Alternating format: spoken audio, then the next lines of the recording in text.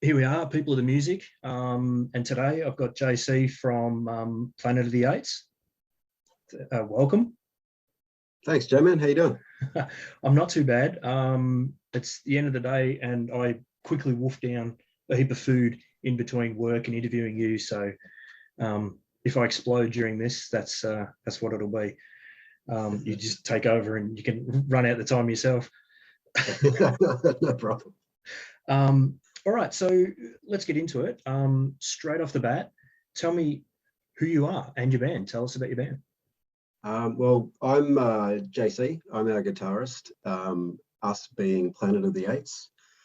We're a desert stoner rock band based in Melbourne, Australia, and we've just released our third release.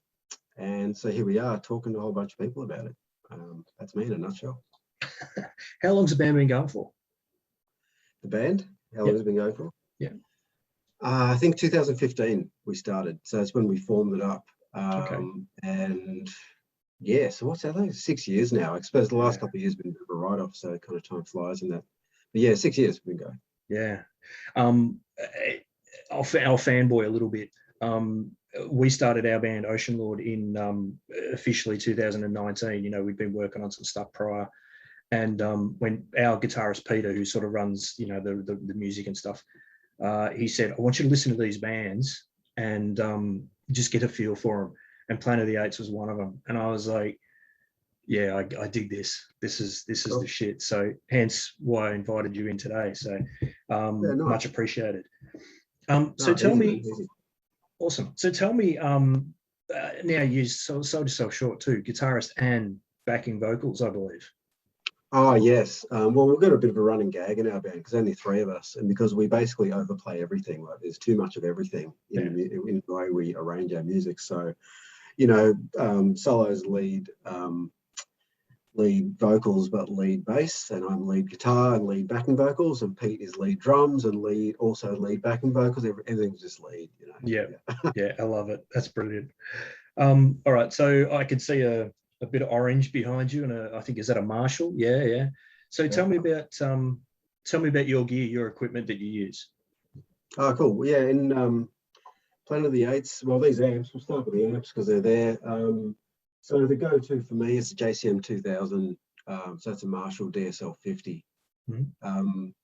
It took me a while to kind of figure out how to get what I needed from that amp. Like it was just the first proper tube amp that I bought. Yeah.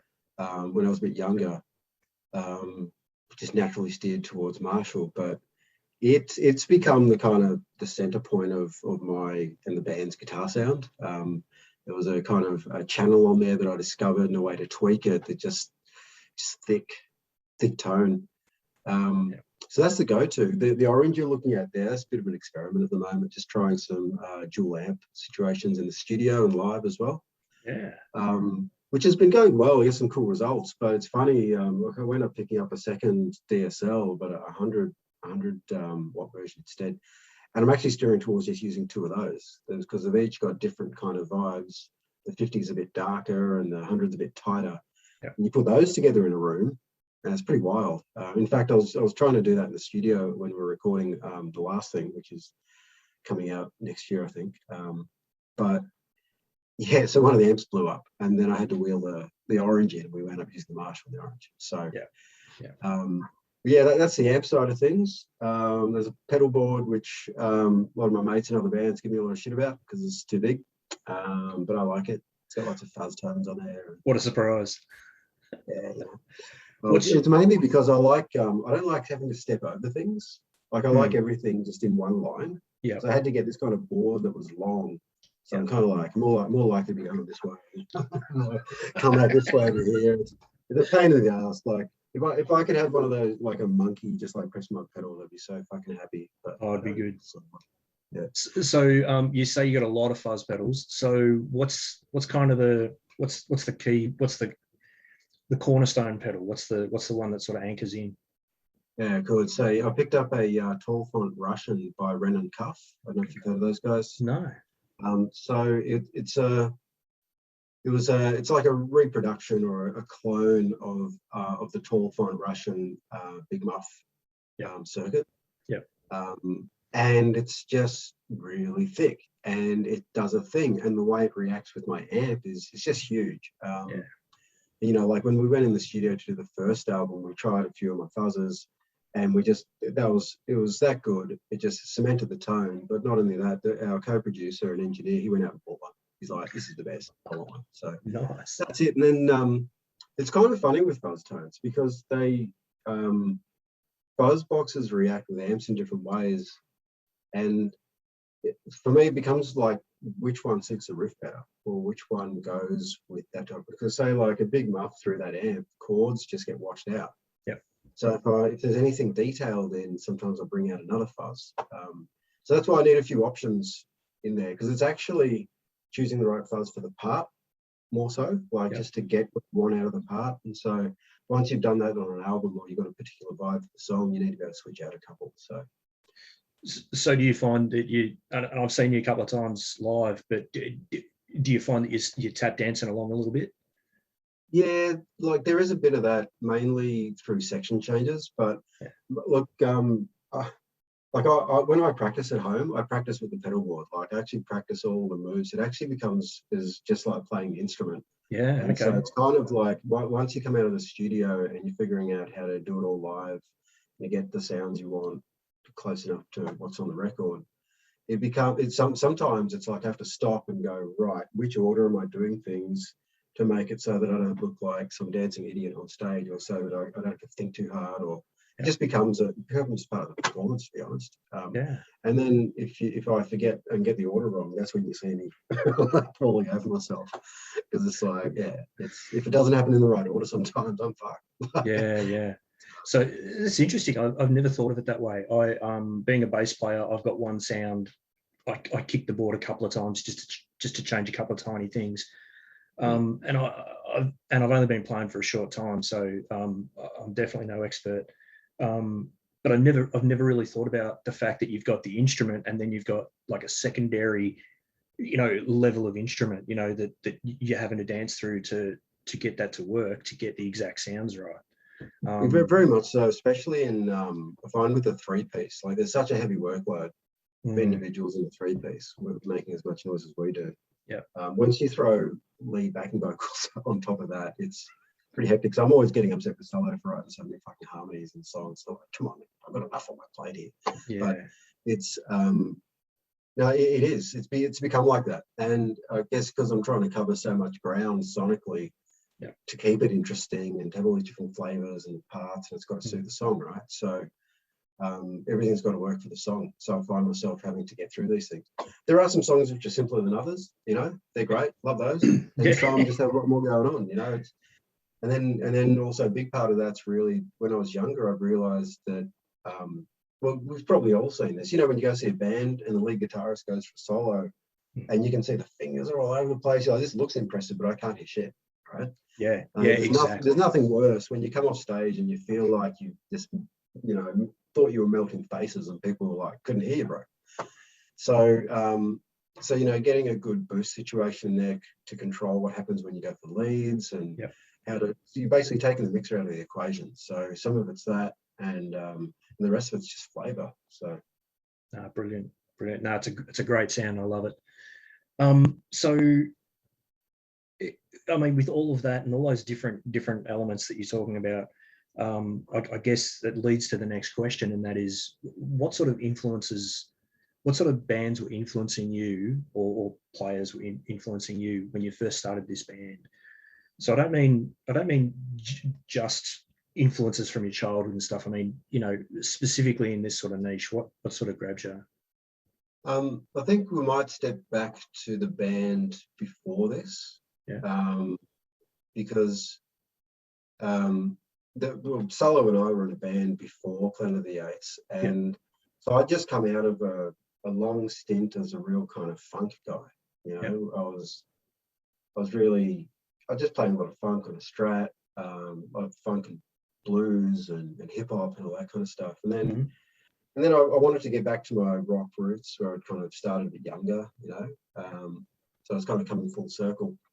And I was getting into bands like the Black Keys. And it was the Black Keys who really turned me on to the concept of fuzz. Like up until that point, I tried fuzz pedals and gone, I don't get it. Sounds like shit. Like I can't work with this because I was trying to read chords and stuff. And so Black Keys was really instrumental in setting me down the path of semi-hollow bodies and fuzz pedals. Okay.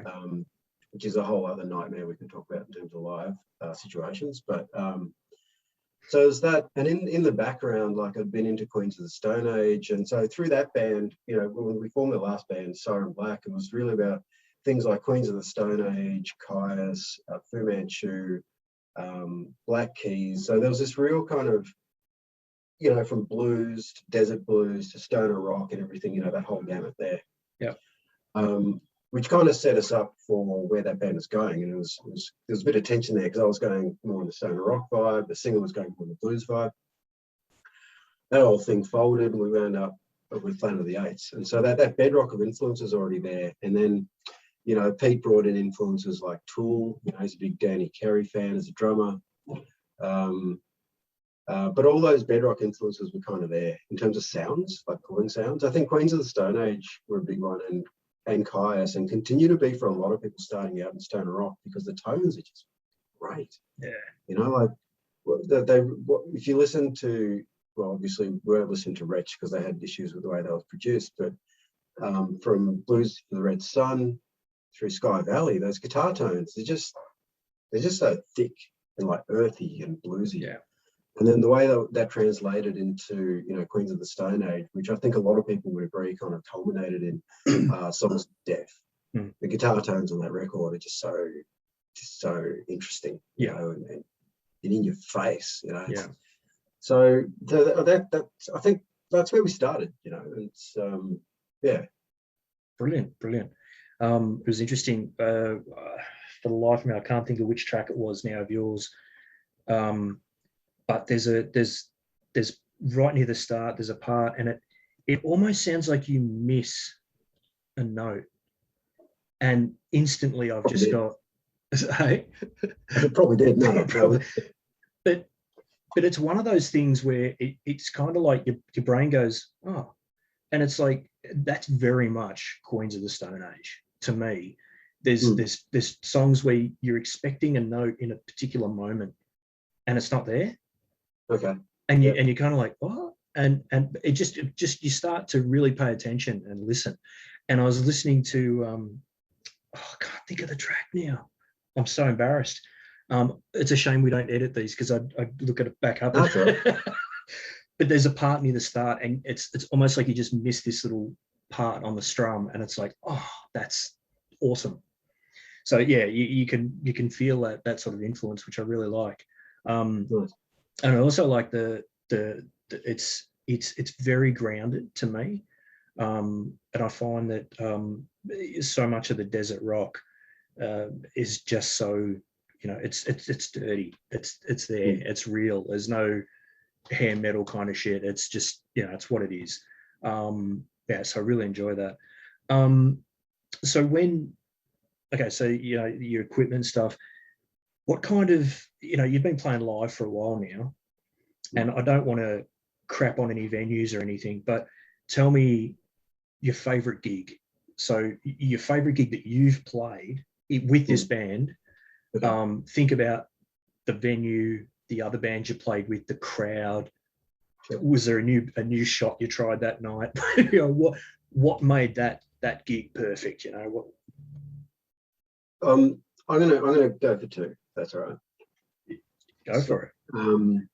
The one, I think any band who's been in this situation could probably relate is, you know, you scrap around playing a bunch of gigs and you're always wanting to get in front of other, you know, other audiences and more people. You want to share your music with as many people as possible. Yeah. And part of that is playing with other bands, and there'll be some bands that you think, oh, I wish we could play with them. Like, how awesome would it be to play with that band, like one of your favorite bands? We got that chance with Greenleaf. So we kind of discovered Greenleaf fairly recently, and all three of us really got into them. And then we were lucky enough to be asked to support them in Adelaide at the end of our album release tour for tour season. Yeah. So, you know, we're just stoked. I mean, I don't get that nervous these days, but I was packing shit that whole gig. Hey? Like I didn't really enjoy myself. It was weird. Hey, it was like, it took the fun out of it a bit, but it was Greenleaf from Sweden and Jack Harlan and Dead Crows, and they're just great dudes, and they just lay down great riffs, and you know, Timmy's such a great showman. Like, it's always fun playing with those guys too. So kind of put all that together. You're at the end of your album tour, you know, like this is what better way to finish that? And then the icing on the cake, apart from the fact that like we had a great time, is that we found out afterwards that Greenleaf's drummer had come out and just watched Pete for pretty much the whole set. And they're saying to us, like, he never does that. So Pete was very chuffed. And then we all got chatting. And this is the best, this is what made it such a great night, is that we went up hanging out. And because we were lucky, they had a couple of nights off. Oh, they were hard-working band, but, you know, they had a couple of nights off. They were ready to let loose. So we went up partying with those guys at 5 in, going out, getting trashed in Adelaide. It was just, it was fantastic. Perfect. The number of times I turned around to Pete or Solo and said, this is the best night. It was just great. And they were really nice dudes. And, you know, genuinely into our music, which is you're just so stoked when you get out from other musos that you really admire, you know. And even, you know, getting to see videos with Tommy from Greenleaf wearing one of our shirts on stage, you know, seeing concert footage like that, and it just made the whole thing, you know. Oh, that's brilliant. So that's one. I've got to say that's just really hard to beat. But we played a gig about a month or two ago when there was some easing of restrictions in Melbourne.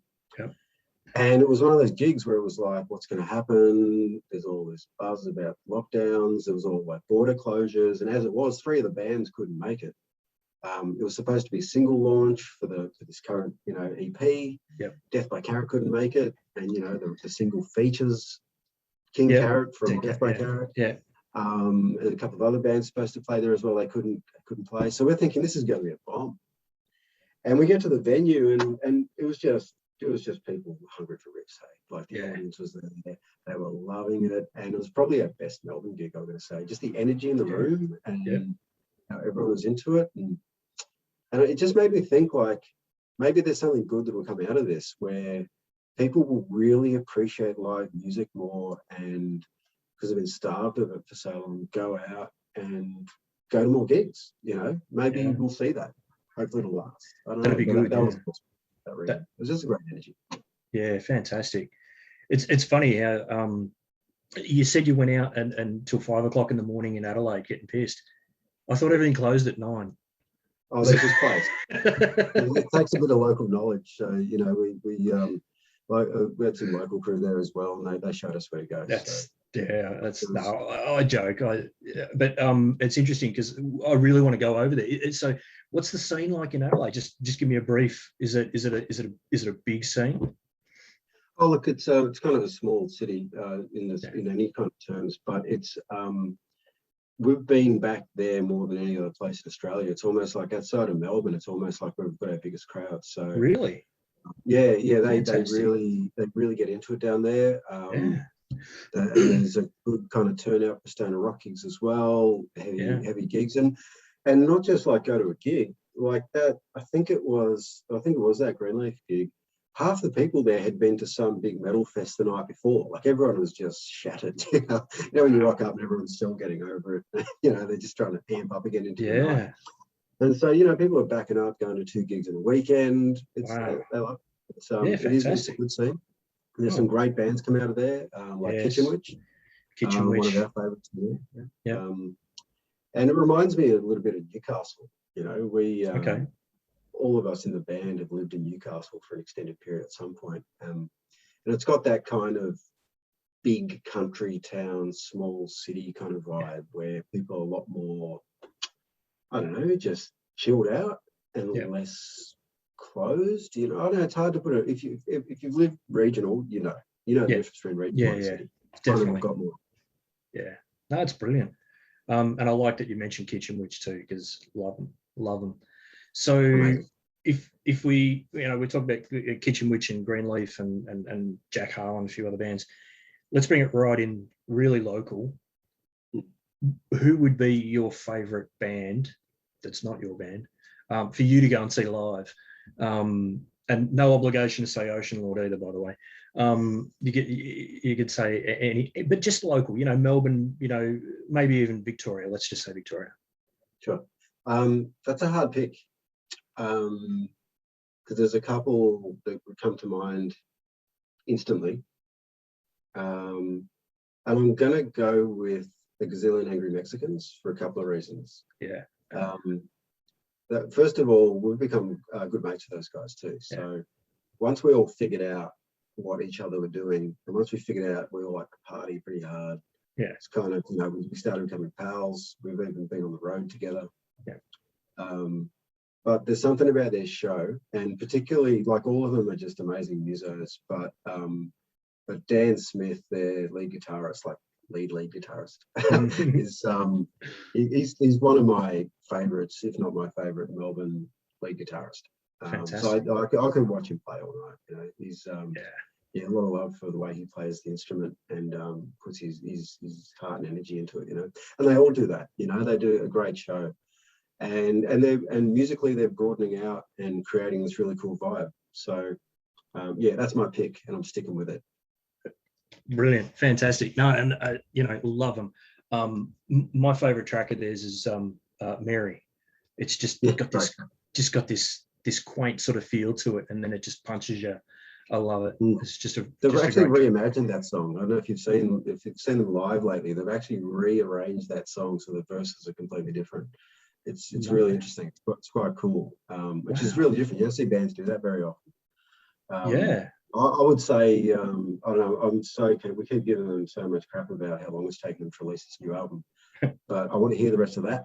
But I've got to say that single they released, the first one of that, Plume, what a great track. Just really impressed me. So, but again, they're a band that I think live they are just, you know, the recording.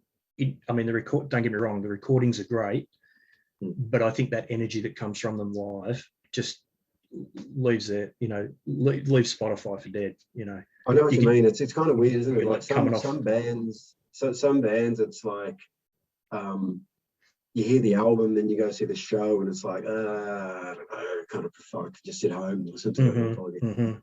And some bands, you're like, you hear the record and you're like, oh, okay, and then you go and you see the show, and it blows your pants off, and you go back to the record and you hear the record, and you're like, that's fantastic. So, okay, give me your just, we'll pick three bands. So your band plus two others. Give me a perfect lineup for a gig. Again, just let's say Australian bands. Australian bands. I'm just going to stay local for this one, because, you know, the big thing for us playing shows is, I know it's great, you know, we play music for other people and ourselves, you know, it's all a shared thing, but like half the fun is being at the gig with your mates and other people in bands. We've met so many great people. You know, the Mexicans would be one of them that would put that show on with. So is June Eater. You know, again, those guys know how to party, they know how to put on a good show, and there's a great synergy there with the style of music. Like, we all have that appreciation for that no bullshit approach to rock and roll. You know, so we all just kind of get along as well. So that to me is a perfect gig. If you got those three bands on, and each has got a different kind of flavor, great riffs, similar kind of vibe. You know, they bring great people as well. That's the other thing that you probably notice about the stoner, psych, and doom scene in Melbourne. It's just such a great bunch of people with like minimum dickhead factor. You know, so I mean, I haven't met everyone yet, of course, but I've yet to bump into an idiot. Do you know what I mean? Yeah. Oh, they're there. No, I shouldn't say. Maybe I haven't bumped into lovely. Love everyone. Maybe I haven't bumped into him because it's me. Maybe I just attracted. So they're the bands. Like, that's a good time. That's a good time. Like, that's a night I'd look forward to. That's the kind of gig where you want to play first, just so you can party on with everyone. And that was going to be my next question. So my next question to that is, how do you work out who's gonna you know, the order of that particular gig? Yeah, good question. I think it's whoever books it. Whoever booked it would probably get dibs on who headlines it or whatever's going on. But no joke, when we play gigs, especially with the Mexicans, it's It's like we're fighting over who goes first, over who goes last. Okay. We just want to crack on. Yeah, no, that's good. That's good. So you get the power of the gods.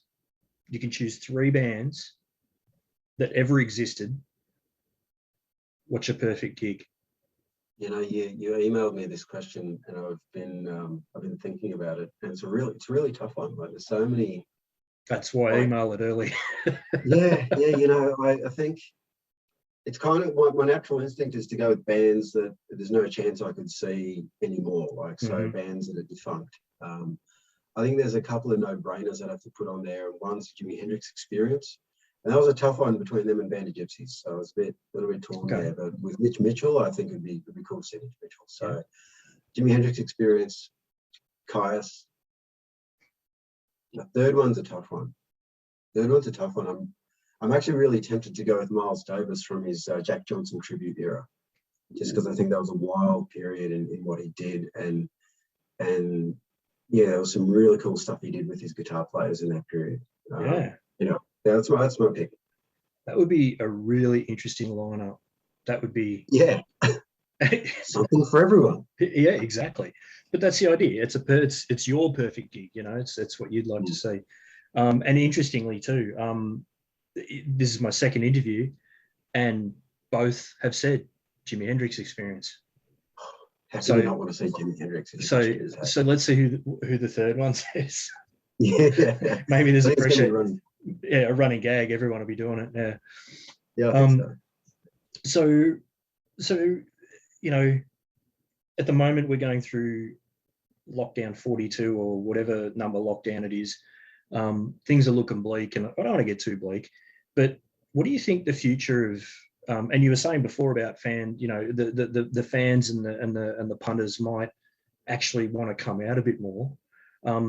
What else do you see might happen with gigs in the future, you know, depending on how things flesh out? Well, my first concern there is that we're going to start losing venues.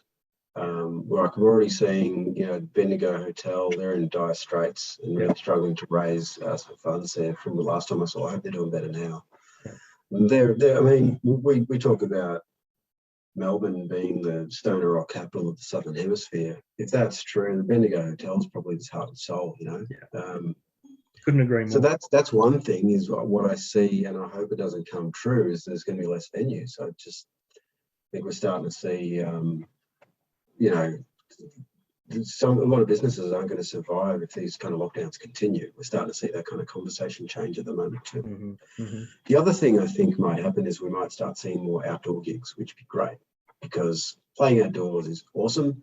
If you live in Melbourne, it probably sounds like a shit idea, because it is, because, you know, Melbourne. But I mean, one of my other favourite gigs was playing a show where they had these kind of louvered roof out the back. It was another Adelaide gig, and so we're essentially playing out under the stars and playing kind of psychedelic tinged heavy riff rock and roll under the stars. What could be better? So I hope there's a lot more of that. I hope councils get smart and support the scene and create spaces where we can have outdoor gigs, so that we can, you know, kind of plow through in this, whatever living with COVID looks like. Maybe even enable licensees to start operating outdoor spaces and stuff like that. That'd be great. That's brilliant. And I know of some people in our scene that are currently working on trying to put together some outdoor stuff. So yeah, it's great that you said that, because it's something that I really do see will be a thing as well. But we can't just accept, sorry, this is my opinion, we just can't, I don't think we can just accept that without working out what's going to happen with places like the Bendigo. You know, I've always called it the Mecca, you know, that place. And when we first started, I said, my aim is to play at the Bendigo on the main stage. And you do that and it's like, you know, this is fantastic. You know, I'm somewhere special. So yeah, I do hope, and you're right, the conversations are happening. So hopefully they'll keep talking about it, and hopefully people will realise that you know, this is art as well. This is, you know, just because you can't hang it on a wall, and, you know, in a fancy place and pay, you know, get people to pay to look at it. I don't know. Michael Hutchins might disagree with that. Oh, Oh, sorry, that's so tasteless. That was a door anyway. It was a door, yeah, but Yeah, but with the venues though, I mean, if it's going to happen anywhere, it's going to happen in Melbourne. That kind of support. There is this very strong network of support in Melbourne with political backing too. Like there are very active people lobbying, people close to government or in government about the stuff. We saw it with there was some issue with licensing laws changed around numbers of security personnel. That was going to kill venues. That got changed pretty smart. There was like 10,000 people rallying in the streets of Melbourne. I don't think you'd see that anywhere else. So hopefully, and I know that there's great organisations out there like Support Act, among others, who are out there, really trying to get this on the agenda, because a big part of Melbourne's appeal is its arts, culture, music, everything. We start losing that, and well, there's not a lot left, Well, I shouldn't say that. Melbourne's got a lot going for it, but it really is such a big part of it. So yeah, absolutely agree. Absolutely agree. So, with all of this happening at the moment, obviously, plans that we made earlier in the year or even last year have had to change or morph. So what's coming up for Planet of the Apes now? What sort of things are you planning over the next few months? The next few months is probably just trying to get some demos done. We've got a bit of a system where Pete can create some drum tracks on like a V kit at home. Yeah. When we share those, so they're based on jams. We've had things that have been in the pipes since before lockdown. Yep. So we keep working on that, but we're pretty lucky in that things timed out pretty well for us, with us being able to produce that EP in between all lockdowns. And in between all that, there's another release which we have coming up, which is going to be out next year. Can't say too much about it because it hasn't been fully locked in, but I can say it's all recorded. It's actually being mastered as we speak. And so the next step is to actually just lock in the deal with a label, which is a really well-known label in our scene, based in San Francisco in the States. Okay. So that's a split release that we're doing with another Australian band for an overseas label, which we're super excited about. Can't say anything about yet, but in the next month or two, hopefully we get to announce that kind of thing. So that's fantastic. That means we're kind of set. Like we've got the EP, we can promote this. We've got some new music out from next year. Whatever happens with lockdowns, we've got something to release. So things could be a lot worse, and they are a lot worse for others. We're feeling pretty well sorted. And then in between that, we're just working on album number 3, which is super exciting. I can't believe you've got something done and dusted. You've only just sort of released one, and you got to hang on to it. And obviously, well, yeah, I mean, you got to time we're it beholden right. to, I guess, the label's release schedule, and also vinyl turnaround times, which are looking horrendous at the moment. For anyone who knows, knows. So that was meant to be out this year. So it was actually going to be, say, around July, the EP would drop, and then later in the year we'd get the split would come out. It's just this rolling thing. Okay. But it's just going to stretch out a little bit. We've had some delays. Okay. And then we did kind of do the lazy man's approach to booking a tour, where basically people would ask us to play shows, and we go, all right, if you reckon it'll happen.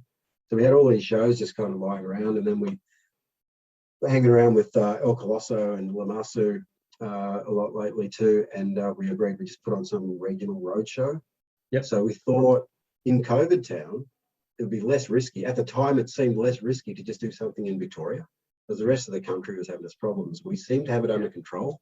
So we thought, let's book this thing. And so we shared that around. So we basically wound up with a 10-day tour at a minimal effort. That's the thing you don't want to do, because with all that hard work, it's so much hard work, organising a tour, for it to be cancelled and postponed, and not, fuck that, right? So we've got this tour that's likely not going to go ahead. Let's talk about that, but no, it's we'll see. I mean, that's regional shows in Victoria, and then there's a Sydney show, and then a couple of like a show in Brisbane and Gold Coast in December. So fantastic. Hopefully hopefully those windows will pop open. I mean, at least we can hope. I think of something else that might pop open in the meantime. All right, so we're almost at the end of our time, and I want this to be a regular thing where the people I interview actually choose a song to go on the Spotify playlist. And at the moment, I've got about 9 filler songs, and I've got one song that's been chosen. So you get the honour of choosing the next one.